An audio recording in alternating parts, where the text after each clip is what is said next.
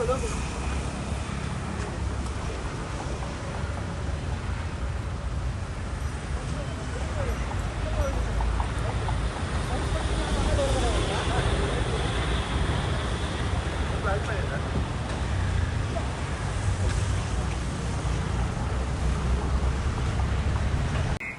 जी hello hello check check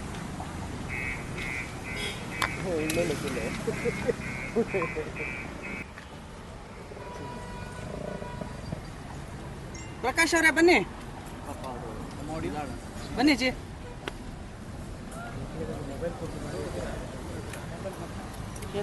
Prakash ಅಲ್ಲ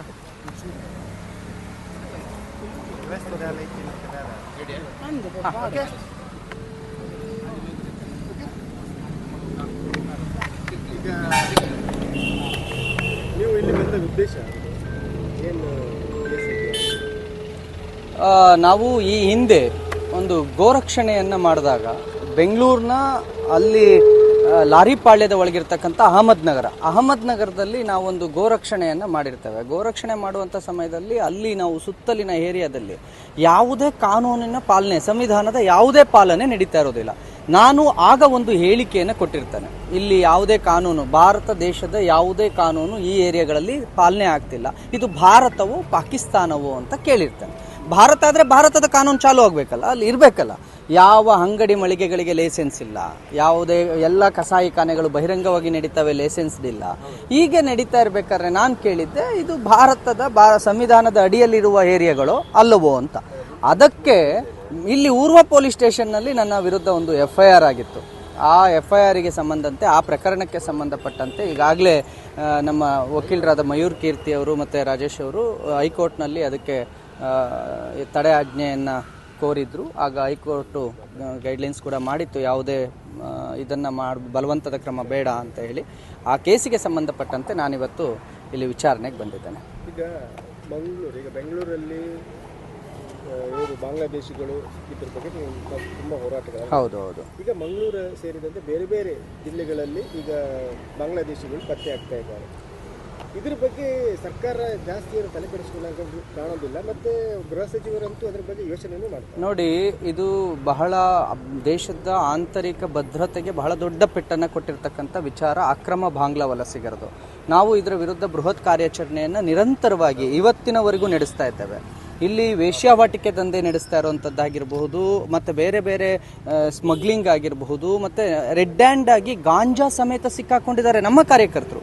ನಮ್ಮದೇ ರಾಷ್ಟ್ರ ರಕ್ಷಣಾ ಪಡೆಯ ಬೆಂಗಳೂರು ಜಿಲ್ಲಾಧ್ಯಕ್ಷರ ಕೈಗೆ ಗಾಂಜಾ ಸಮೇತ ಸಿಕ್ಕಾಕೊಂಡಿದ್ದಾರೆ. ಒಂದು ಕಡೆ ಅವರು ಅಕ್ರಮ ಬಾಂಗ್ಲಾ ವಲಸಿಗರು, ಅವರನ್ನು ಹಿಡ್ಕೊಟ್ಟಾಗ ಅಲ್ಲಿಯ DCP ಅವರು ಹೇಳ್ತಾರೆ, ಅವರು ಬಾಂಗ್ಲಾ ಹೌದೋ ಅಲ್ವೋ ಅಂತ ನಾವು ಚೆಕ್ ಮಾಡಬೇಕು ಅಂತ.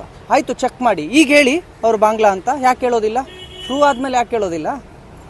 ಅವರಿಗೆ ಕರ್ನಾಟಕದಲ್ಲಿ, ನಾನು ಕೇಳ್ತಾ ಇರೋದು, ಕರ್ನಾಟಕದಲ್ಲಿ ಅವರಿಗೆ ಆಧಾರ್ ಕಾರ್ಡ್ ಸಿಗ್ತಿದೆ. ನೀವು ಅಕ್ರಮ ಬಾಂಗ್ಲಾ ವಲಸಿಗ ಒಬ್ಬ ಕರ್ನಾಟಕದಲ್ಲಿ ಬಂದು ಪಾಸ್ಪೋರ್ಟ್ ವೆರಿಫಿಕೇಶನ್ ಮಾಡಿಸ್ಕೊಳ್ತಾನೆ. ಇದನ್ನು ನಮಗೆ ದಾಖಲೆ ಸಮೇತ ಸಿಕ್ಕಿರೋದು. ಇದು ಕೇವಲ ಬೆಂಗಳೂರಿಗೆ ಮಾತ್ರ ಅಲ್ಲ, ಎಲ್ಲ ಮಹಾನಗರಗಳು ಏನಿದಾವೆ, ಅದು ಮಂಗಳೂರು ಮಹಾನಗರ ಕಮಿಷನರ್ ವ್ಯಾಪ್ತಿಯಲ್ಲಿ ಬರ್ತಕ್ಕಂಥ ಎಲ್ಲ ಮಹಾನಗರಗಳಲ್ಲಿ ಲಕ್ಷ ಅಕ್ರಮ ಬಾಂಗ್ಲಾ ವಲಸಿಗರಿದ್ದಾರೆ. ಇವತ್ತು ನೀವು ಮಂಗಳೂರಿನಲ್ಲಿ ಯಾರೋ 19 ಜನ ಅಕ್ರಮ ಬಾಂಗ್ಲಾ ವಲಸಿಗರನ್ನ ನಾಮಕೋವಸ್ತಿಗೆ ತೋರಿಸ್ಲಿಕ್ಕೆ ಹಿಡಿಯೋದಲ್ಲ. ನಿಮಗೆ ಯಾವ ಮಾಲ್ನಲ್ಲಿ ಎಷ್ಟೆಷ್ಟು ಜನ ಅಕ್ರಮ ಬಾಂಗ್ಲಾ ವಲಸಿಗರು ಕೆಲಸ ಮಾಡ್ತಿದ್ದಾರೆ ಅನ್ನೋ ಮಾಹಿತಿ ಬೇಕಂದ್ರೆ ಮಂಗಳೂರೊಳಗೆ ನಾವು ನಮ್ಮ ಕಾರ್ಯಕರ್ತರು ಕೊಡ್ಲಿಕ್ಕೆ ಸಿದ್ರಿದ್ದೇವೆ.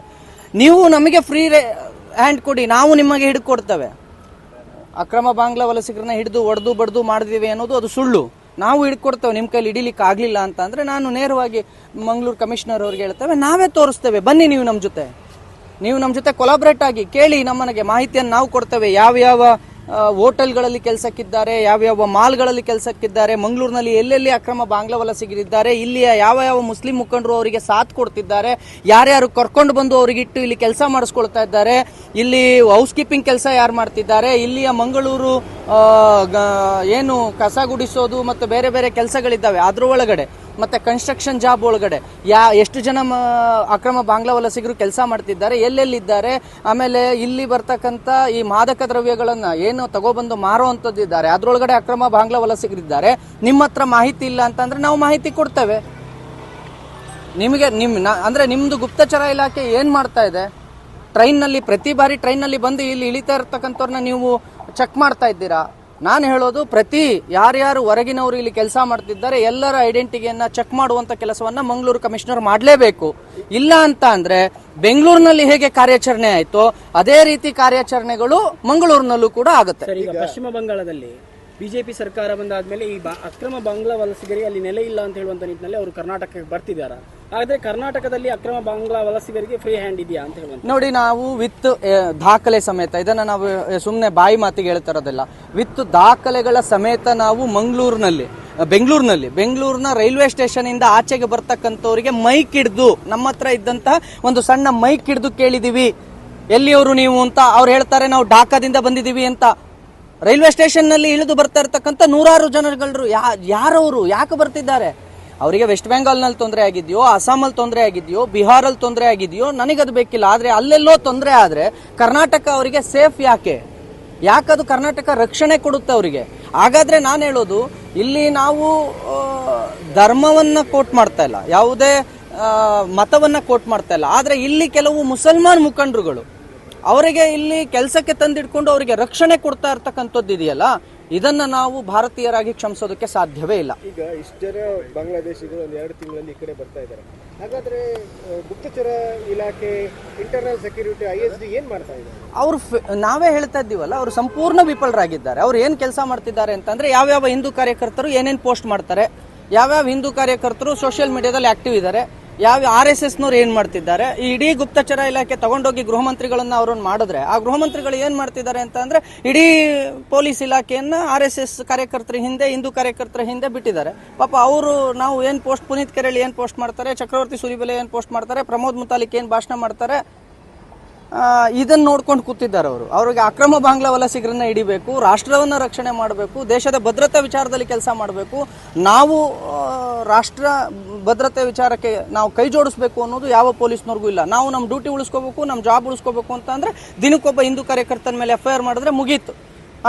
ಅಲ್ಲಿರ್ತಕ್ಕಂಥ ಗೃಹ ಮಂತ್ರಿಗಳು ಹ್ಯಾಪಿ ಆಗ್ತಾರೆ, ಓ ನಮ್ಮ ಪೊಲೀಸ್ನವ್ರು ಕೆಲಸ ಮಾಡ್ತಿದ್ದಾರೆ ಅಂತ. ಅವ್ರು ಅದನ್ನೇ ಮಾಡ್ತಿದ್ದಾರೆ. ಅದು ಇಲ್ಲಿ FIR ಆಗಿದೆ. ಹೌದಾ?